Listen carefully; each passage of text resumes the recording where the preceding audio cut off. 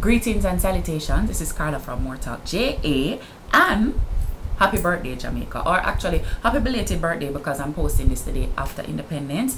Happy belated birthday, Jamaica. Just take it somewhere right on your Facebook wall the day after, because I did a party and never have time. Whatever way you want to take it. But on this, the day after independence, this is a 52-year roundup that I'm entitling Jamaica, you are big smutty now.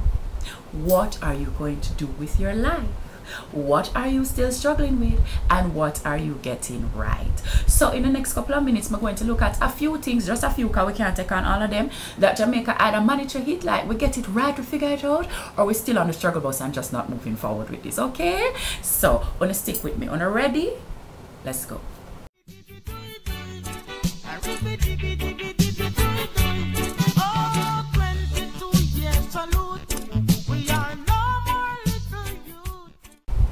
Now, before I do the review, I want to do another type of review. Now, I know say I'm a theater, right? If you don't know, I've been acting for years, and I actually have a new play that I'm supposed to be appearing in that is going to start in September.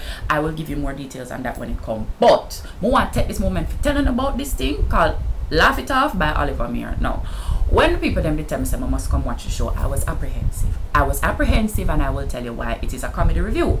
Now, when I think about comedy reviews in Jamaica, I expect sometimes, because this has happened, that it is going to be kind of slapstick, right? Nothing wrong with slapstick, it's just not my preferred brand of entertainment. So I expect some go buck up in a big boy, I go buck up in a Miss Mad with a little thing of shakes on her one teeth blackout and all of them type of something there. There is a time and place for all of that, and sometimes we'll watch it, but me not love it, so I did free it.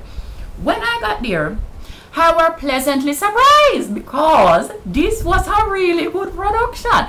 The something come in like, say, if you take a really good musical, you mix it up with a really good comedy review, and then you just like twin that now with like some of your favorite videos where you watch on YouTube. I'm gonna tell you, them one up with a bag of things in this.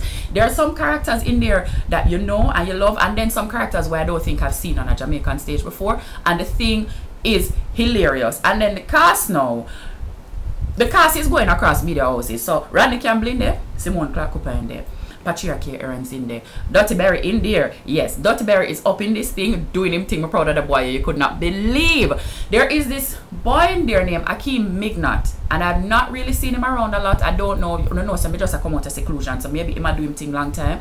But I think that he has a lot going for him, and he's going to go far, because when him jump in one character, him jump in there and him sit down in there. Trust me, yesterday night when me go, when me look at KD night, that me say walk in.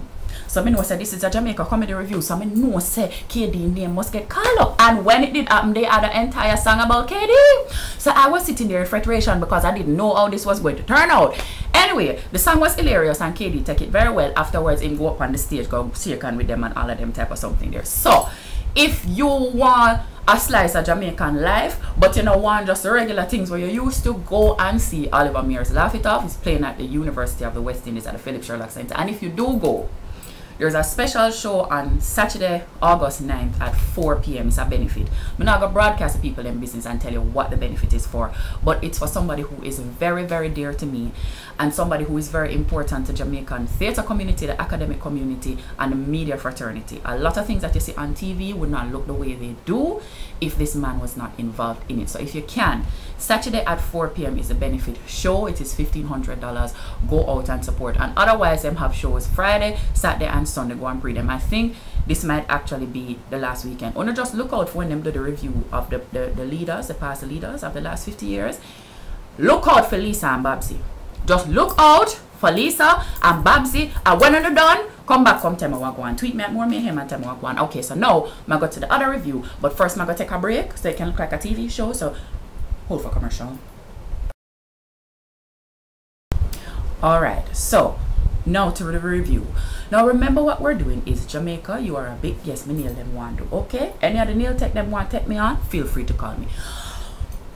Jamaica, you are a big smuddy now.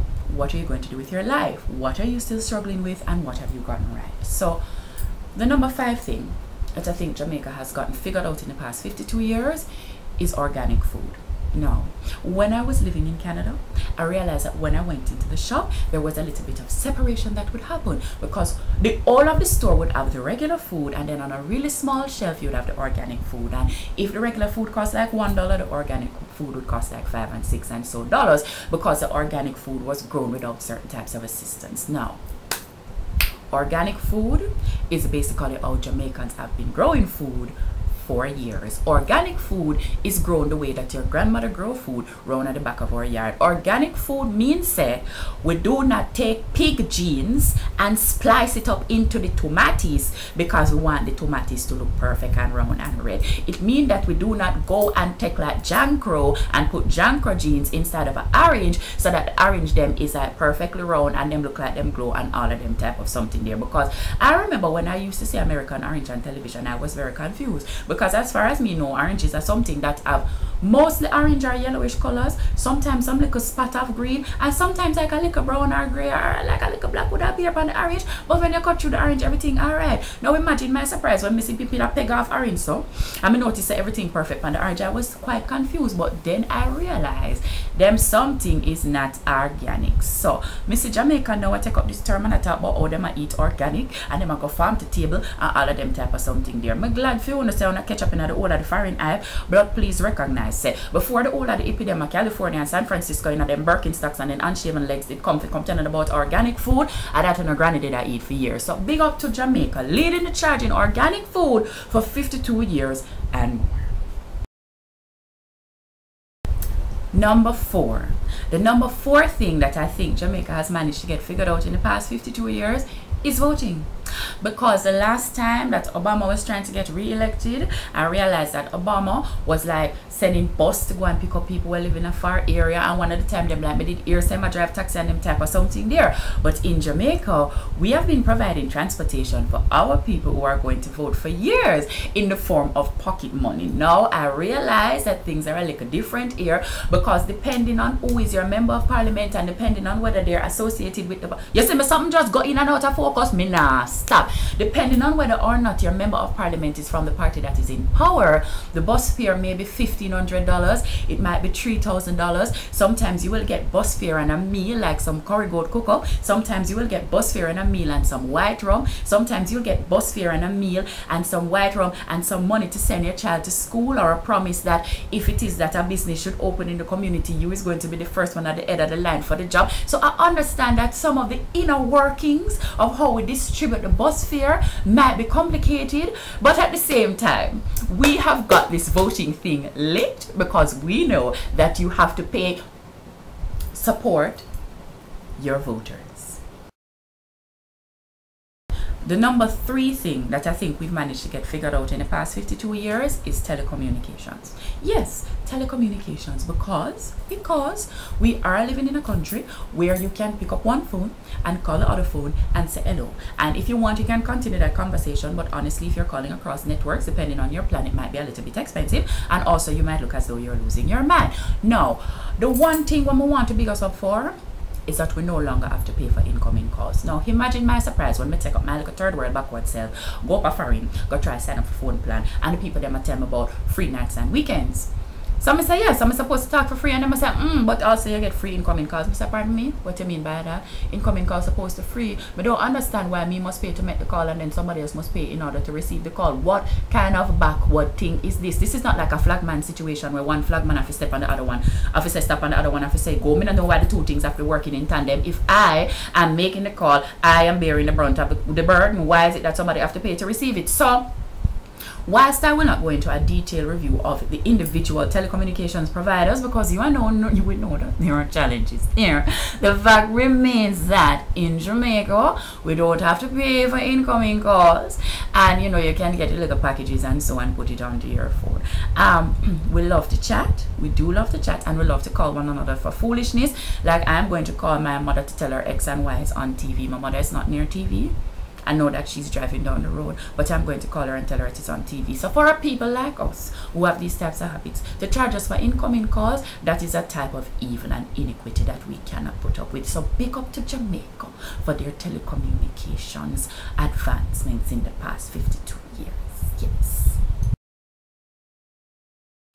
The number two thing that I think Jamaica has managed to figure out in the actually we have not figured it out. Okay, so the number two thing is something that we are still struggling with, and it is record keeping at our constabulary centers. Now, this have nothing to do with police officers. Police officers, big up yourselves. Those who are doing their jobs well, big up yourselves. Those who are murdering off people, read my mind. Now, what I want to talk about is the fact that if it is that something is stolen from my car, or my car is stolen, and I go down to the police officer and I want to make a report, the police officer is going to go around the back and take out a book with big, so like the book long like me, and they are going to open it, poof, and dust is going to fly up, and dog ears upon the side of the book, crinkle, crinkle, crinkle, crinkle, and they are going to proceed to laboriously write down in whatever is the quality of handwriting. You see how that's something I got in and out of focus. Me say me nah stop, get the behind me, see it all.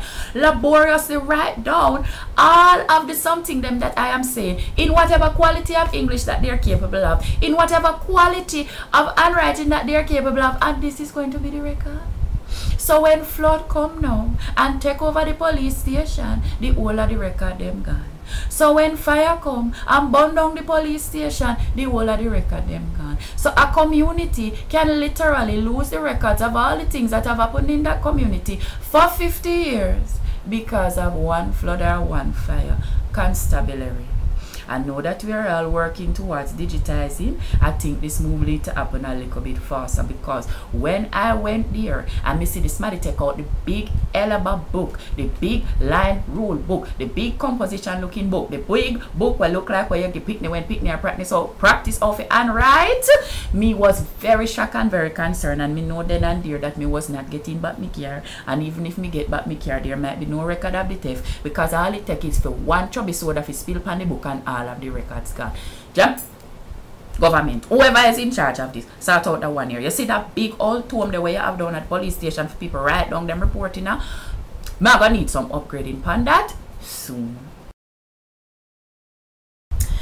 And the number one thing that I think Jamaica has got figured out in the past 52 years that I am most proud of us for is bed bugs. Yes, bed bugs. Bed bugs is something that might still exist in certain parts of Jamaica and used to be very prevalent around the time that my mother and grandmother and so were growing up in Jamaica. But by and large, we don't have them now. And I will tell you the reason why I'm so proud of us for getting bed bugs. Because when I went to Canada,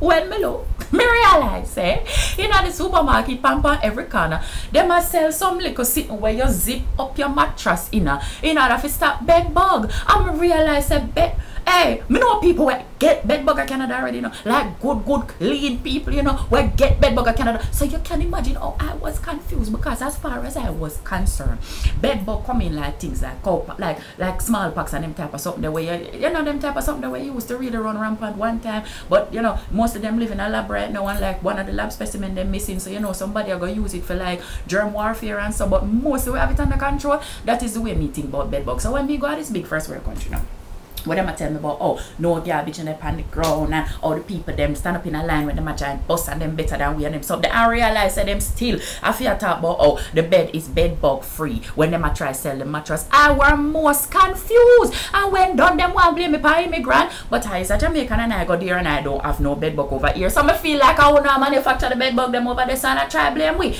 Listen, Jamaica, if anybody ever come to you and try to tell you anything about yourself, the one thing that you need to say to them is this: when I lay down on my mattress, I allow my back to make contact with the bed itself if I doesn't have on a sheet, because my mattress is guaranteed to be bed bug free. So Jamaica, buff up your chest, you don't have bed bug running around no more. Yeah, so those are the 5 things that I think Jamaica has gotten in line, or maybe still struggling with, in the last 52 years. Now, for the next year, for independence, Jamaica, what I am willing for you is transparency in your government leaders, More roads being built that actually belong to you, that we don't have to be renting our roads.